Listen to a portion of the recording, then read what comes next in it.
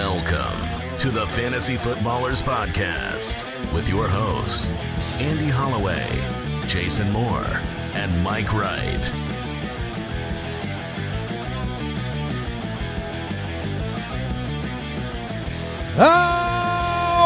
Welcome in.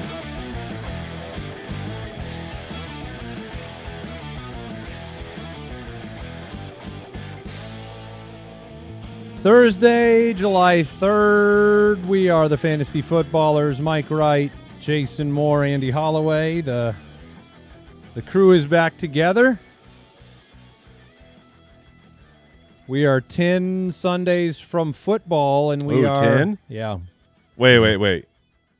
Like real football? Yeah, from like the season. Like okay. the first week of, I think it was Scott Hansen that tweeted that out. It's the first weekend of the red zone. You know? If you're like, hey, 10 weeks till the Hall of Fame game. Yeah, No, get out of here. no, Get out of here. No, it's just I'll be excited, but I don't need a countdown for that. That's fair. I mean, we are still very close to meaningful football, and the Hall of Fame game is this month. We're in the month of the Hall of Fame. It was last you realize week. That? Right. It was a heck of a game. I've been gone that long? But is it this month? Yeah. It's in July? July 31st this year. What is happening with the world? Like, my daughter... Yeah, they're going back to school in July, my and I've got a real problem with school this. in July. No, What are we doing? we're trying to psychologically destroy our children. Like, You can't put them back in school in July. when we were the youths, it was... So long ago. But it was like you go to school around September, Labor wasn't Day. it? And then they like started scooching it forward for us. All of a sudden, we're going to school in August, and now we're starting school in July? Like, why? What are we doing? Why even stop school? Just go every day, year-round. I like where your head's at. Ruin these kids. Oh, no, I was giving me more free time. Yeah, You apparently. go learn, kids. Dad needs a nap. Yeah, I mean, technically speaking, we're under 10 weeks if you count NFL kickoff, because Hansen's worried about his Yeah, zone. that's fair. red zone. So we're 9 weeks from today exactly from the Okay. kickoff of the NFL season, and so appropriately we've got our July episodes. We're 3 a week in July, and then 5 a week from August through December, and we're getting into the divisional breakdowns. They begin today with the AFC North. So we're going to get that kicked off here in just a moment. Our quick question of the day is from Matt. He says, do you focus on best player or best value when deciding a keeper? For example, should I keep Achane at 210 and gain a little bit of value? Mm-hmm. Which Jason and we talked about Achane being right on the edge of that first tier, kind of into the top of the second tier. But that's value, right? He's going to go ahead of 210. Or do I keep Rashee Rice in the 7th round, which is several rounds of value? I would say that the most common question we get for advice in the offseason is keeper questions like this. It's this guy in this round, this guy in that round. How do I look at the value proposition versus the player I want? You know, sometimes you just want a certain guy on your team. Mm-hmm. In this situation, what would you do? And then how do you view that question in general? Usually I'm looking for a difference maker. I'm looking for someone, like if this is my keeper, I want someone who's great. And if I can get any kind of value, like sometimes I'll prefer to keep Jamar Chase for a first. You know, it's like that's no value, but also I get Jamar It's Chase. very good value. Right, exactly. And I think, you know, the goal here is to get the best players. Sometimes a value can be good enough where I go, okay, this is still a good player, and my better player is not Jamar Chase. So this is a legit question here of like, I know what at 210 or Rashee Rice. I know my answer on this one's pretty easy. Yeah, in this case, I'd take Rashee Rice. Wow. Oh, Because- wow. Whoa. What just happened? I'm not really sure. I'm on the Achane side. And Well- Wait, what? You're Mr. Anti-Rashee No, I Rice. love- You hate Rashee You're Rice. Achane? Yeah, I'm on the Achane side. That's No, wild. I mean, it doesn't make sense to me to be on the Achane side of this one, and I'm because he's a mid-second round pick already, and in the way I always look at it is who do I get in lieu of that pick? I mean, at 210, I could take Josh Jacobs, I could take Bucky Irving potentially, and then I'm not getting Rashee Rice in the 7th round or anything close to him value-wise. So to me, that one is fairly clear on my side, and I don't like Rashee Rice as much as you guys. Putting names to the like basically the two players, looking at who you would get in each round in lieu of. Khalil Shakir is who I'm going to get instead of Rashee Rice if I don't take his value. I mean, I'd always factor in, like, it's a keeper, so the names, the ADP names who are at 210, those guys are going to be up at the top of the second. That's true. So, but yeah, your opportunity cost, I think that's kind of the starting point of, I like to put the names like you did for Shakir or so in the 7th. Or Ridley in the 7th. And positional value matters as well. So it's not just along with everything else in fantasy football, I'm not focusing on one thing. I have a homebrew concoction of things that I'm factoring in. And sometimes, like we said at the top, sometimes I just want that guy because that dude's cool and I want him on my team. Yeah, I think there was one we got yesterday on the Footcast, Jason. It was Jamar Chase in the 1st or Trey McBride in the 5th. Right. Ooh. And we both went McBride on that one. Yeah. Because we felt like you're getting a big-time difference maker much later. You probably miss out on Chase because he'll probably go 101. But a onesie. But I wouldn't have blamed anybody to go Chase there. Mm-hmm. So, it is a brew, like you said, Mike. Yeah. It's nuanced. It does depend on your league. How many keepers, right? We know it's a keeper league. Is there more? Mm-hmm. How many players are off the board when it comes to value? I mean, maybe Achane here at 210 is a tremendous value because there's 4 or 5 keepers. Well, and knowing your league's tendencies. So I know when we've changed kind of the rules of how we keep keepers in our league, but it used to be everyone kept all the running backs. So like if you're not keeping a running back, you're really screwed. It's not like, oh, well, Achane's in the 210, I could get Josh Jacobs or I could get these other guys. If everyone kept the other running backs, then that makes it more difficult. Okay. Yeah, there you go. There's a lot of ways to think about it. We're going to we don't have any big time news really. I mean, we had the Panthers talk about Chuba Hubbard getting all the carries. I like Chuba Hubbard. We've talked about Chuba Hubbard getting all the carries. But we'll jump right into our divisional breakdowns. Let's get divisional. Well, this is our first divisional breakdown show. It's an opportunity to kind of gather all the data from the offseason and give you a general overview of teams, our expectations for them, offseason changes regarding players and rookies and coaching changes, how things could function in their offenses this year as it pertains to fantasy football, and then just some personal takes of where we think these teams are headed.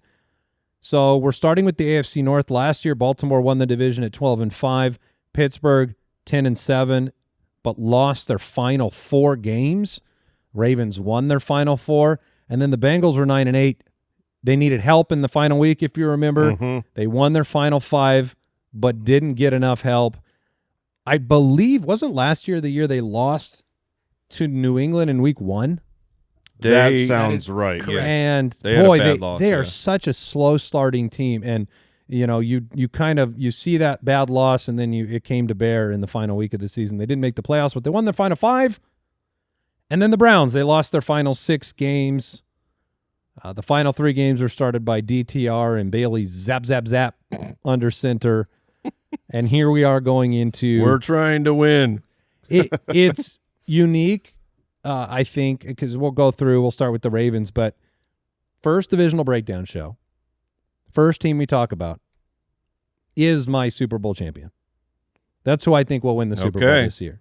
So I'm extremely bullish on what the Ravens have put together and what I think they're going to do this year. They were 12-5 last year. Their projected win total in Vegas last year was 11.5, so they beat that, and it's 11.5 again.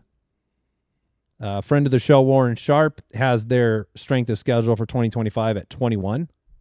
So we're not intimidated by – most of the time when I'm looking at strength of schedule, there's a lot of turnover in the NFL. There's a lot of change on defense. I'm not putting too much emphasis on it. But if it's extreme, I might pay a little bit of attention. If you're projected with a top 5 easiest, top 5 best, That's kind of the way I look at it, Jason. I don't know about you. No, I agree. The outside edges of the strength of schedule are what matters. And the nice thing is the way that specifically Warren Sharp does his is it's not just looking at like pure, well, last year's ranking versus this year's ranking. He factors in a lot of detailed work with future projections. Which is a much better way to go about it. Mike, last year they were the third-ranked offense in points per game, number 1 in yards per game. Lamar was a league winner. Henry was a league winner.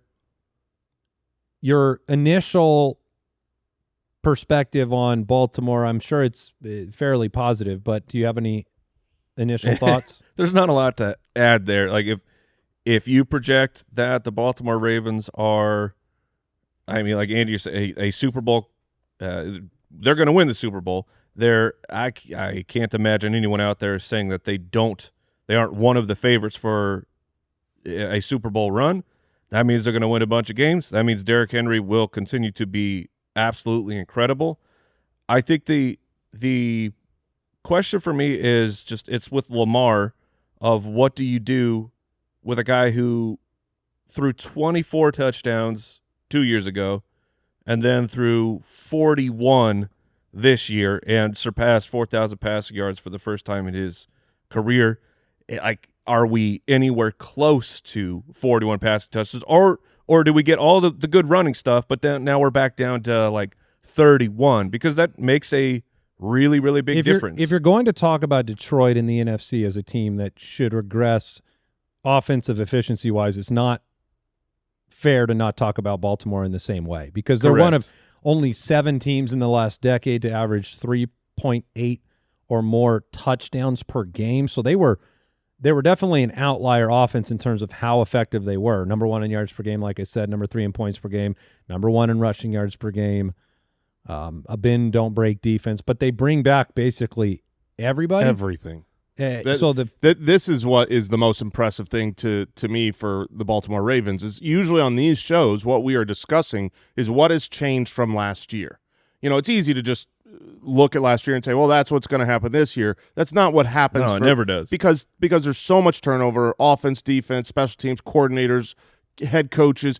There's so little change for the Baltimore Ravens. Personnel-wise, like they brought in DeAndre Hopkins. Okay, okay. Whatever, he's going to be their wide receiver 3 or 4. Whatever. They paid Rashad Bateman.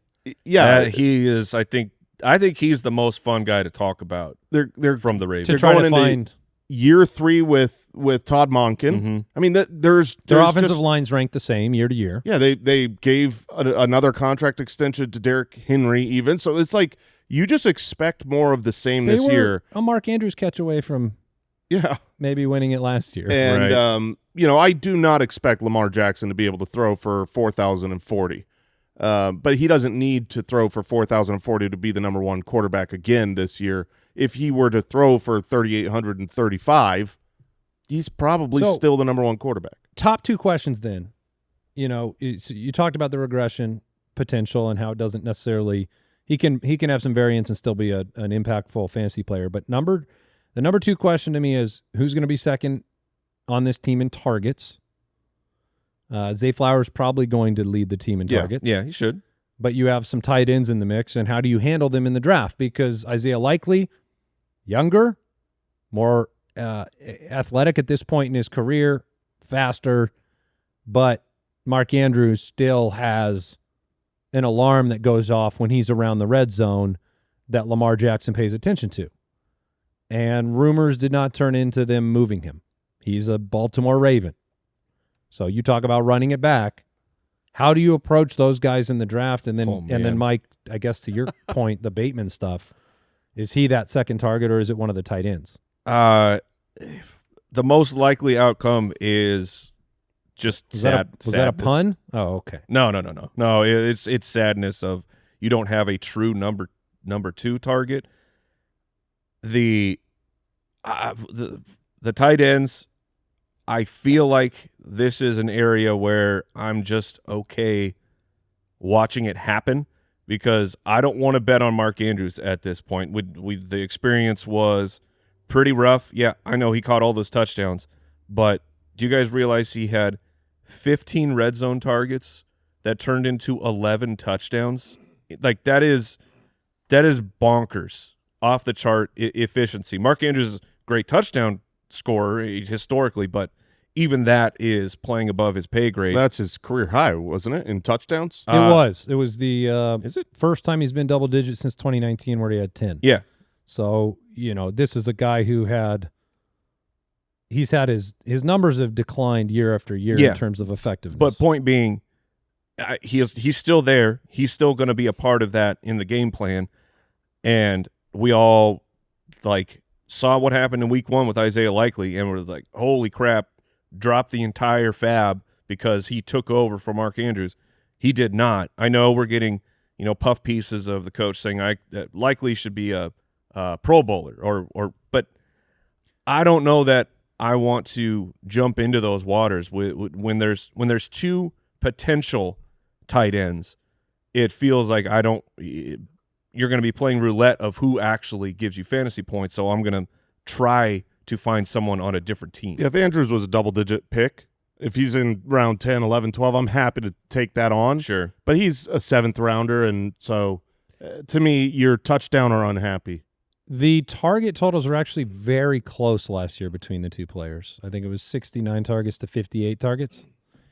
And I do feel like somewhere somebody will be like, should I take them both and try don't to do figure that out? And Goodness, no. Yeah, please don't do that. What's insane about that is, Likely was 12 targets in week 1, and we had those we had the back-to-back goose from Andrews. So that's I expect something somewhat similar in terms of fantasy output. And this team's goal is unfortunately not our fantasy team's production. It is to win. Pretty selfish. Win a Super Bowl, which they got close to doing, and so Bateman. That's 45 for 7, 56 and 9 last year. He's a best ball player to me. Yeah, or a emergency start in the right matchup, Right, exactly. hoping for a home run. He's not someone I'm looking to draft in any of my redraft leagues. I don't want to. No, you don't see a world where he becomes the true number 2. 9 he touchdowns. was the number 2 last year. He was 2nd in targets on the team, and it still was on a year where Lamar threw 4,040. He was mostly irrelevant for an every week player. You're not going to plug him in and be happy. But I agree, he's someone you could always take a shot on. As the season goes on, injuries happen. You need someone to play off the waiver wire. I think Bateman is that guy. Yeah, 9 touchdowns on 45 receptions is little Westbrook Akine of him. Yeah, well, yeah, Akine was like 1 catch, 1 touchdown per week. Yeah, but I think those are the major questions. Is do you think there's going to be some regression? Do you pass on players because of it? None of us are. Do you like? I would say Henry is pretty. People are not hyper aggressive on Henry in drafts. If anything, he's the guy that kind of gets kicked down a little bit. Mike, you took CMC 3 times over him. It's one of those things where I don't know why we do it. It doesn't make a lot of sense. They paid him again. He's going to score 1 million touchdowns. It's all about passes and because everyone else in the world, not named Derrick Henry, to hit that true ceiling, they have to catch 40 plus receptions, and Derrick Henry's just not going to do that. But they were leading or tied on 81% of his carries. That and makes they sense. will be again. It seems like that's what they will be again. We will get a very fun opening matchup because you'll get the Sunday night game in week 1 against Buffalo. Oh, baby. Which NFL already makes me very excited. Oof. And then Cleveland, Detroit at home. So they're in Buffalo and then at home for a couple games. Then Kansas City in week 4. So it's going to be, Detroit, Kansas City, Buffalo in 3 of the first 4 weeks. Those are some tough matchups. Are you guys good with the Flowers ADP? I know I don't think any of the 3 of us are in love with That's fine. Flowers, 5th round, wide receiver 24, somebody that's a guaranteed, I'd be happy to flex Flowers all year long. Yeah, if he's your 5th player, that's fine. I'm not in love with Flowers, but he is still a young guy with a great quarterback, talented. If he were to step up on target percentage, 2%, he could be a weekly relevant starter. What was he 25% last year? Was he that high? Yeah. And I mean, because you had a couple games. He missed some time, didn't he? No, he played every game. But the final week he only played 20% of the snaps, that's week 18, so we don't really count it. The one real clunker would be in week 7 against Tampa Bay, where he only had one target, but he played really the whole game. I counted on him in championship week. I guess that's not his only clunker, that didn't work. But he was a little bit banged up. Did he miss a playoff game then? Yes. Okay, I think that's maybe what I'm that's. thinking I think about. he got hurt in the final week, and then Kyle, are you there? Do we have Kyle today? Kyle, come in. But I'll look it up. Over and out. Oh my goodness, Kyle, you're supposed to know this stuff. Is he coming in on a ham radio? Okay. He didn't play in the playoffs. It looks like. Any parting thoughts on Baltimore before we move on? Partying thoughts. Yeah. Party. Yeah. I think Super Bowl party is the thoughts for the Ravens. Thank you, Jason. You're welcome. Really appreciate that. We'll take a break and come back with a Party on. team that is just I don't know what they're doing.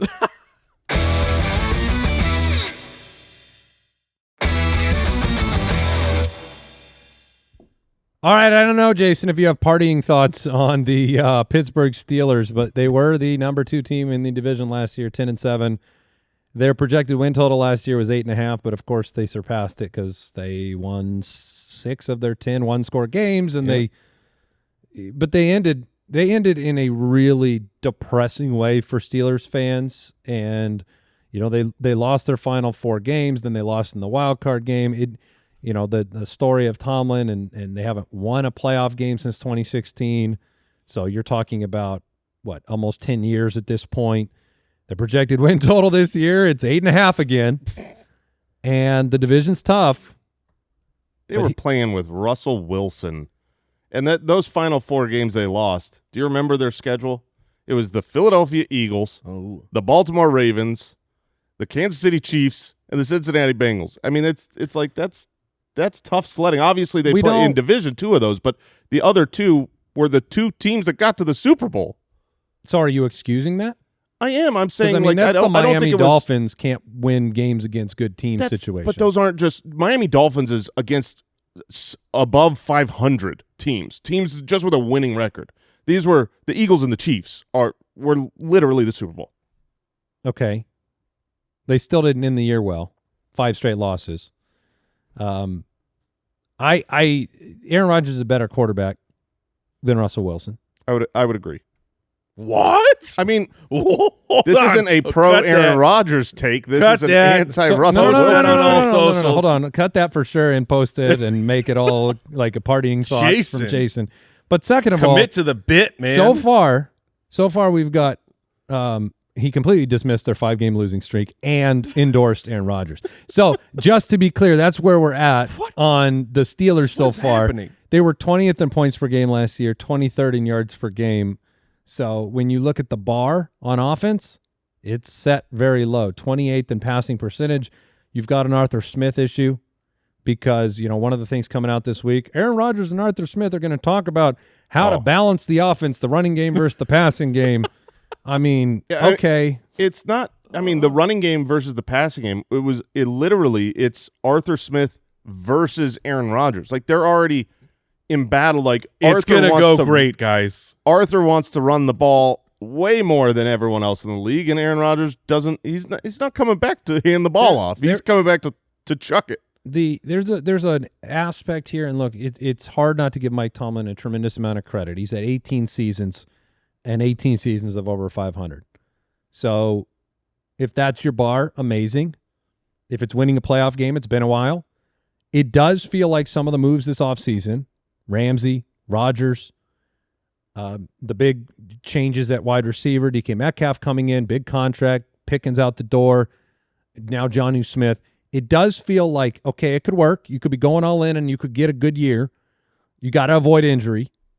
But it also feels a little bit like the Suns traded for Shaq, and Kevin Durant. And you're spending the money and you're going all in, but you're kind of at a breaking point. Like, nobody in Pittsburgh is going to be okay with this offseason coming back and re-rolling what got them 5 losses to end the year and losing another playoff game. So you had to do major things. Yeah, they're shaking it up, man. It's very un-Steelersy. It does feel that way. And look, I liked the move for Ramsey, personally. Ramsey's older, but Minka's done to me. Like Minka's he wasn't the guy he was previously. He hasn't been an all-pro for 3 years. He was beat a ton last year all over the field. So to me, I like that move. I think Aaron Rodgers is a better quarterback. I like DK Metcalf in fantasy drafts. Mm-hmm. No more Najee. We didn't even talk about the backfield. That's completely redone. Yeah. Caleb Johnson. Yeah, they're Jalen Warren. Their second pick overall, as they didn't have a second rounder. They brought in Caleb Johnson to replace Najee Harris. So you're hoping for a lot more juice, a lot more breakaway plays, breakaway runs for the offense. And you can't stack the box as easily against Aaron Rodgers as you could with Justin Fields and Russell Wilson. I feel like looking at this team and their ADPs, I know you guys like DK, but Love. Oh, you love DK. DK. Sorry. I apologize. Yeah, you misspoke. I forgive you.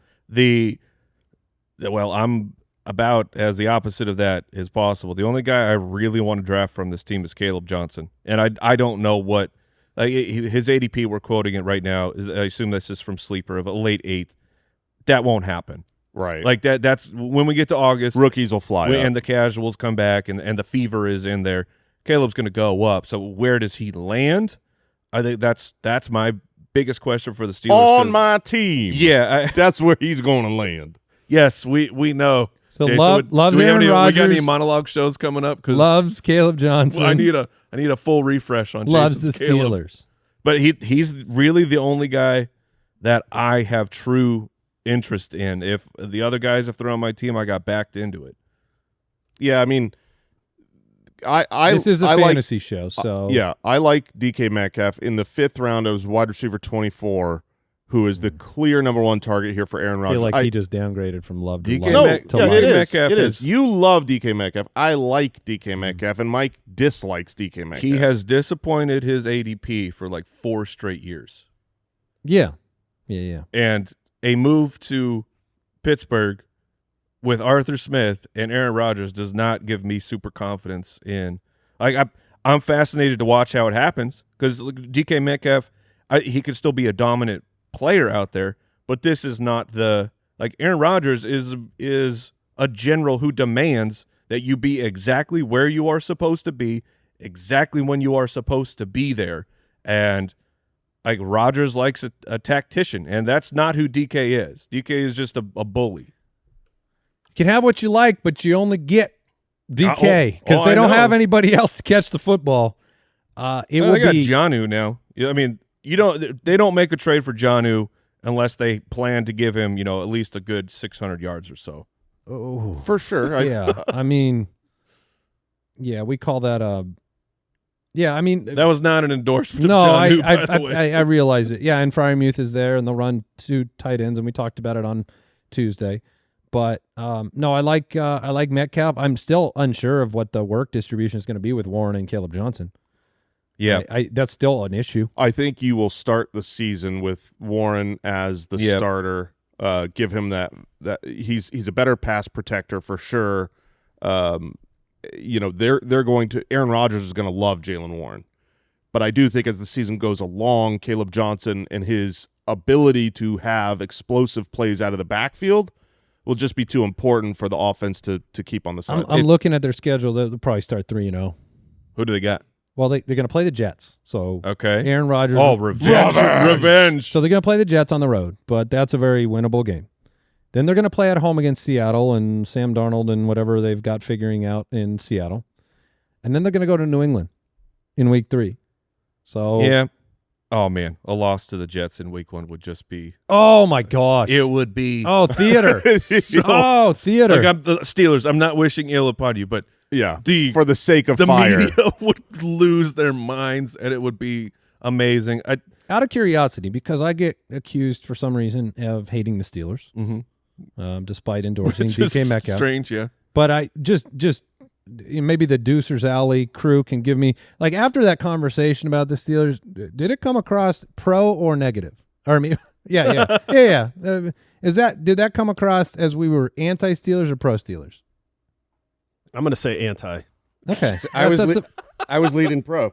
Okay. Well, I'm sure I know how it will come the- across to Steelers fans. I think, to Jason, with your point, I think the easiest thing to spot for the Pittsburgh Steelers is Caleb Johnson will be drafted before Jalen Warren.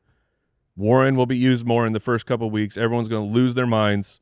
They'll be like, I drafted Caleb Johnson to be, you said he's going to be, and just hold on, man. Hold on. Wait a second and let the rookie cook. So long as Aaron Rodgers doesn't do what we all know he's going to do and change the plays at the line to throw the ball all the time. I mean, the reason that I have over this offseason bemoaned Aaron Rodgers and said this is going to be the Steelers' first losing season in forever because I love Mike Tomlin is because Mike Tomlin, with this roster and a different quarterback who's not changing plays and throwing it like crazy at the line, will just win games.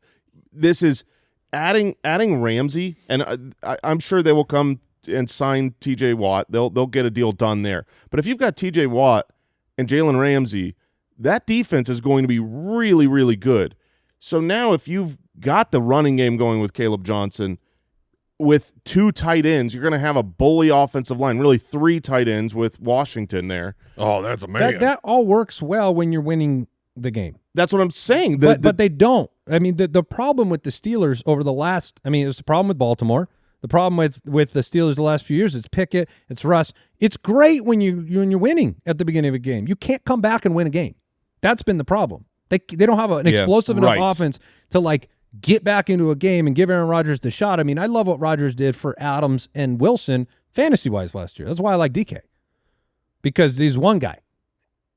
But, I mean, this is going to be a wild year because you have to compete with Baltimore and the next team we're talking about, the Cincinnati Bengals.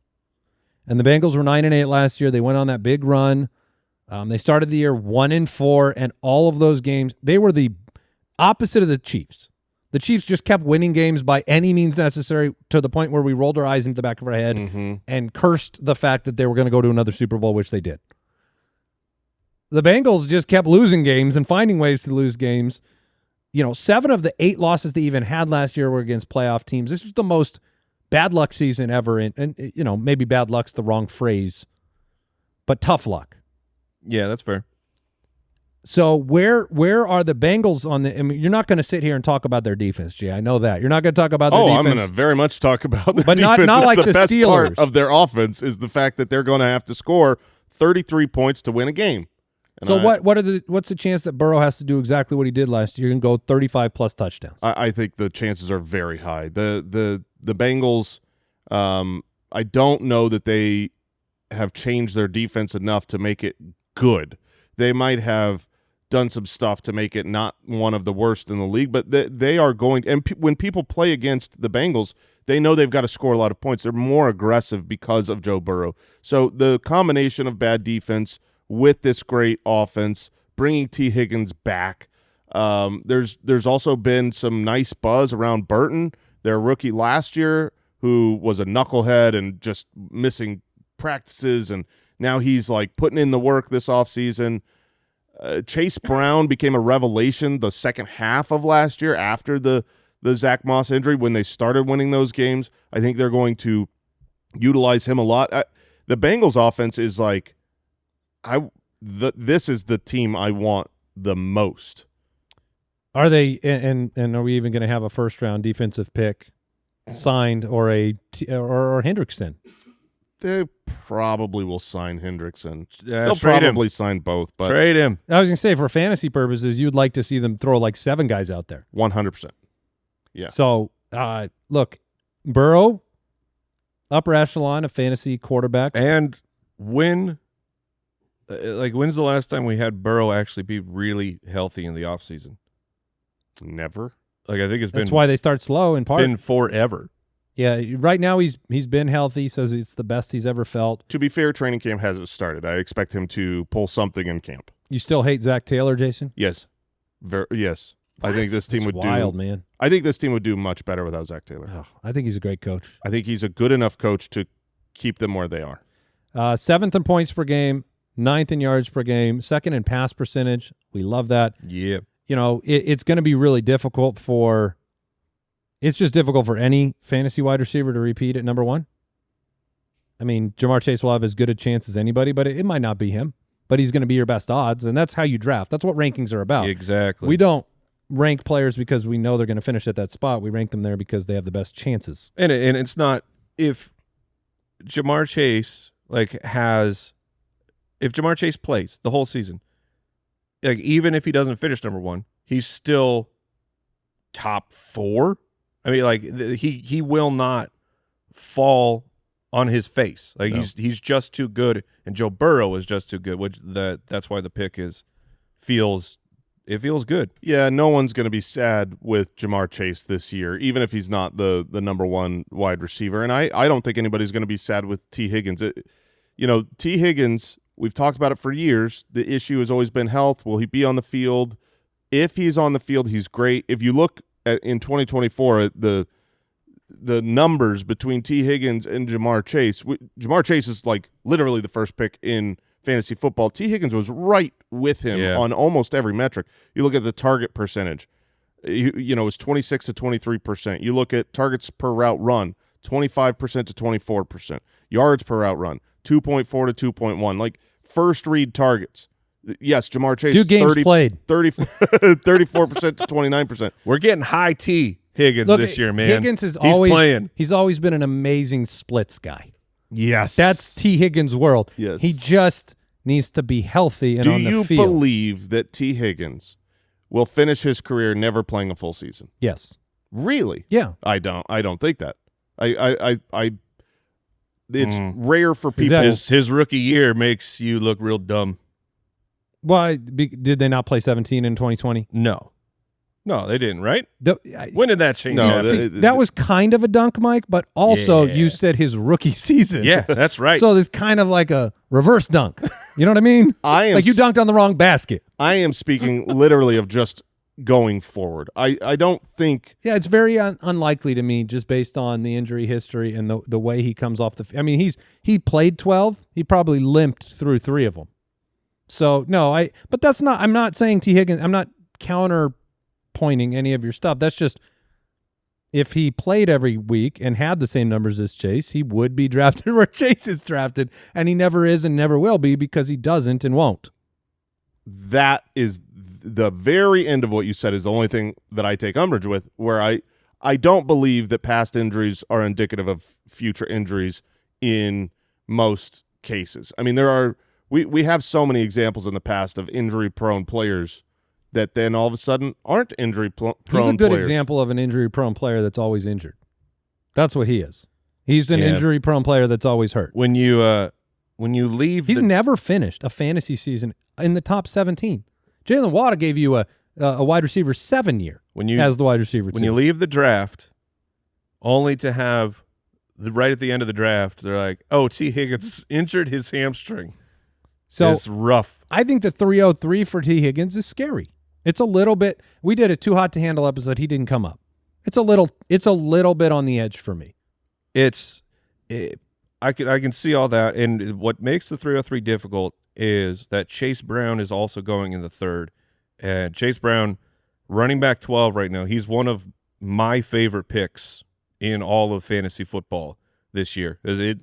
I don't think there's anyone who's going to get in his way, and he was absolutely electric. From week 9 on, he was the running back 5 in total fantasy points scored. Only Saquon saw more total opportunities in that span.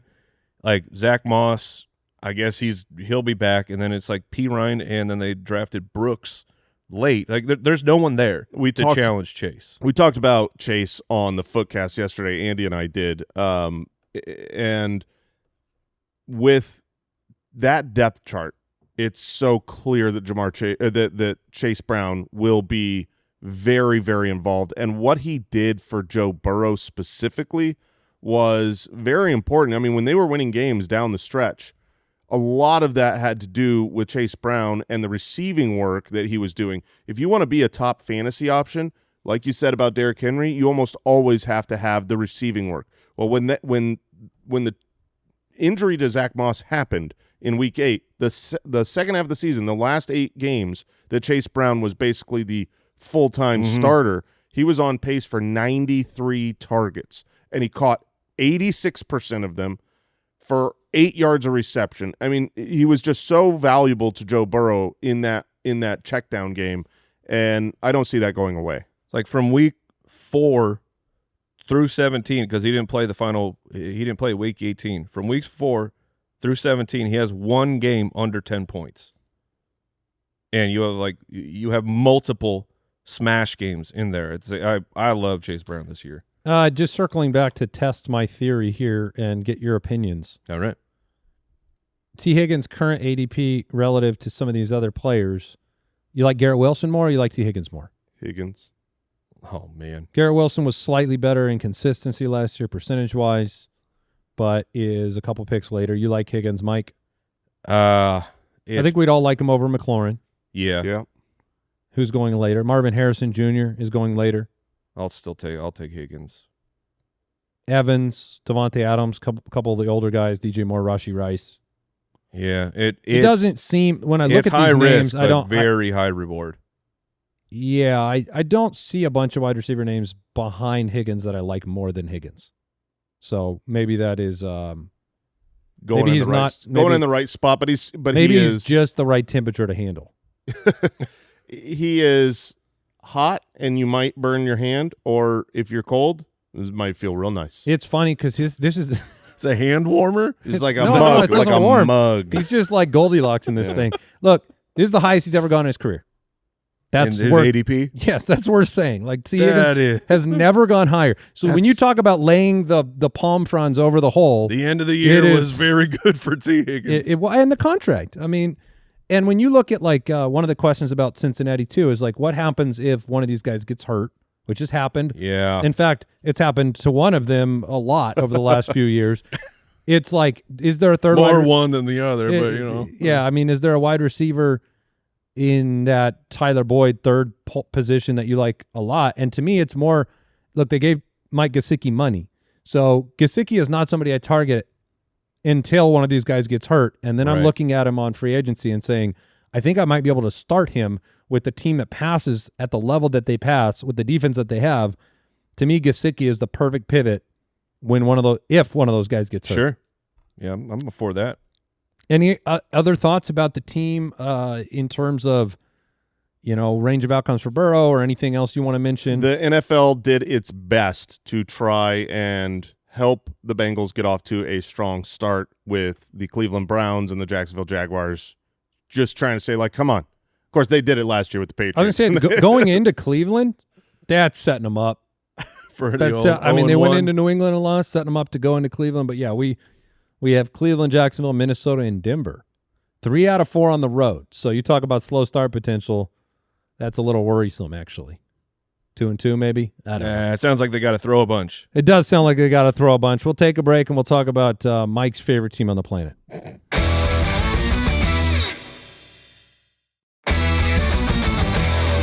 I'm just getting this piece of news after the break here. Kyle letting me know Burrow has won 39% of all games in September. That sounds about right. Feels like hot. It feels like a high number compared to our experience. Man, Cleveland was 3-14 last year, and their projected win total going into the season was 8.5. Deshaun Watson, that didn't work. Got hurt. Towards Achilles. I heard he's on track for like October or something. I don't know why that was in the news, but it was. If I could block Deshaun Watson news from my feed, I think filter it out. If the Cleveland Browns could block Deshaun Watson news, I think they would. So I bet Stefanski on Twitter. He's got that filter in there. Oh, he's got him muted. Sure. Yeah. He doesn't let Deshaun know, but he's got him muted. 2025 Vegas win total down to 5.5. Ooh. That sounds like they don't think Joe Flacco's starting. We also talk about the outside edges of the strength of schedule. They have the 31st ranked strength of schedule coming up. So wait, does that mean as bad or good? You don't know for sure. I can see. I It's assumed bad. I didn't 31st bring it ranked. up. It is 31st bad. ranked. I thought that. Okay, it's bad. Yes. Okay. Like bad, like Michael Jackson bad. So It bad is- it's good. It is so difficult. They have a difficult schedule ahead. Man, that's bad.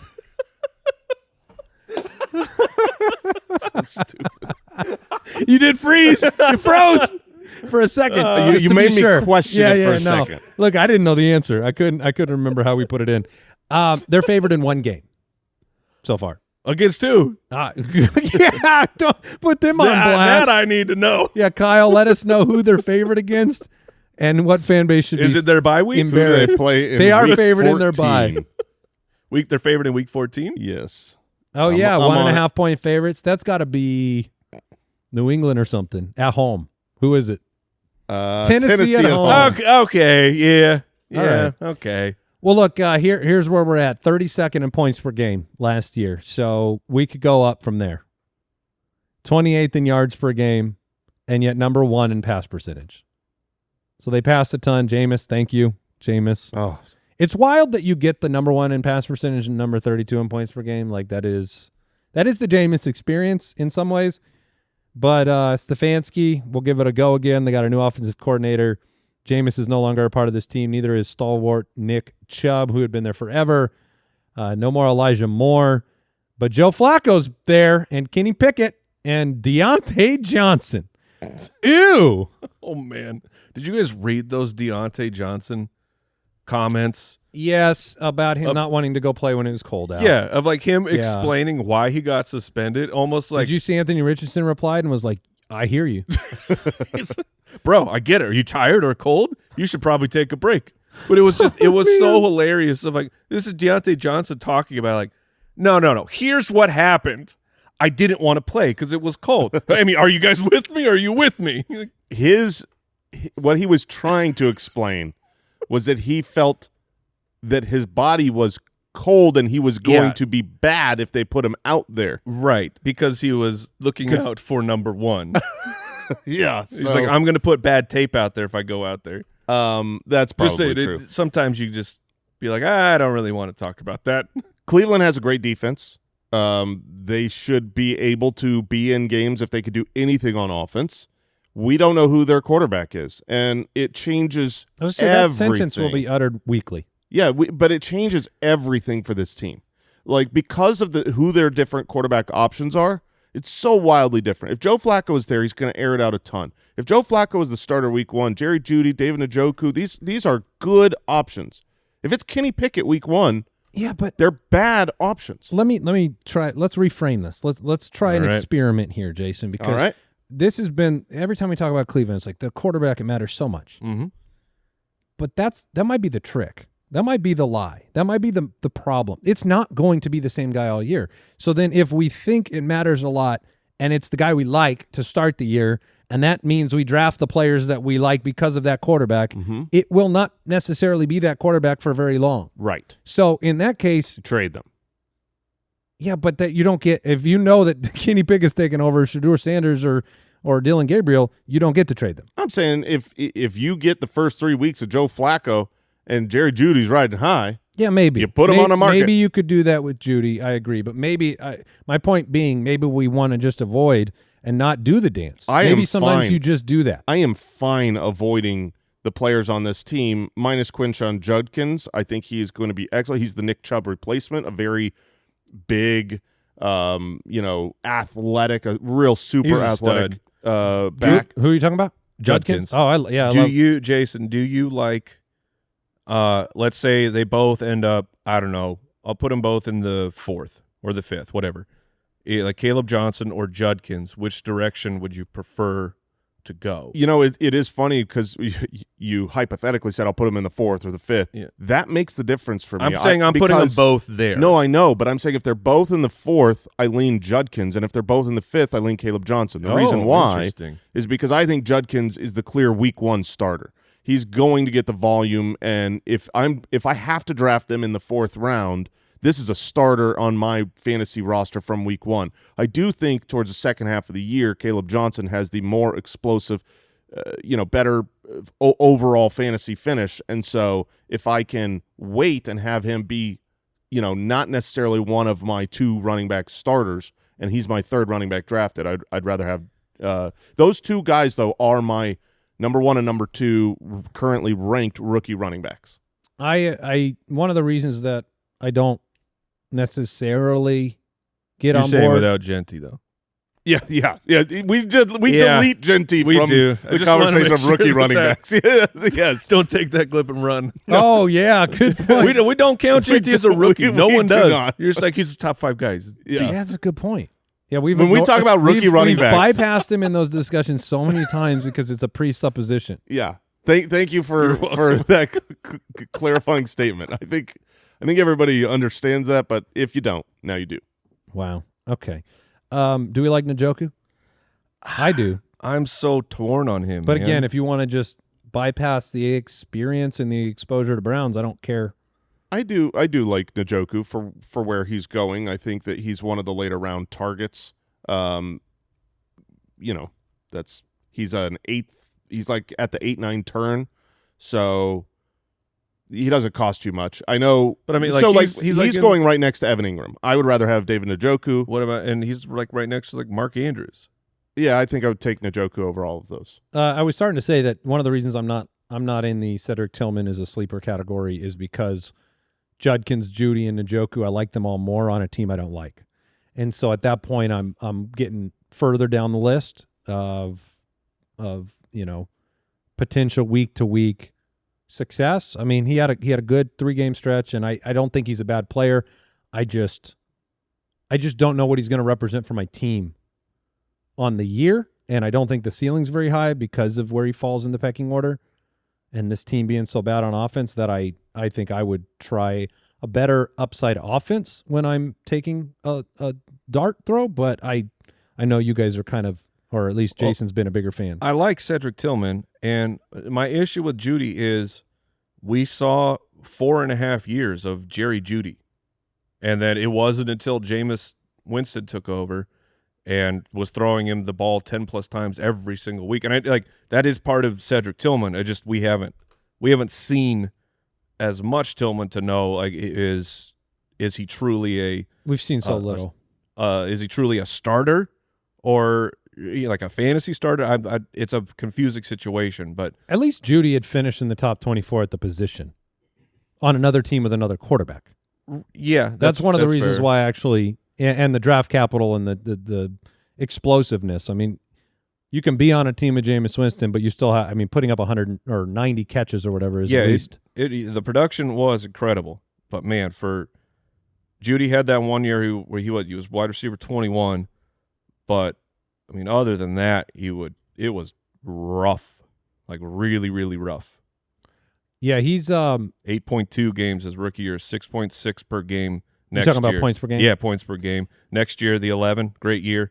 He was traded for, though, like he was better than his numbers when they made the trade. Yeah, because they're really good at acquisitions. They made a gamble.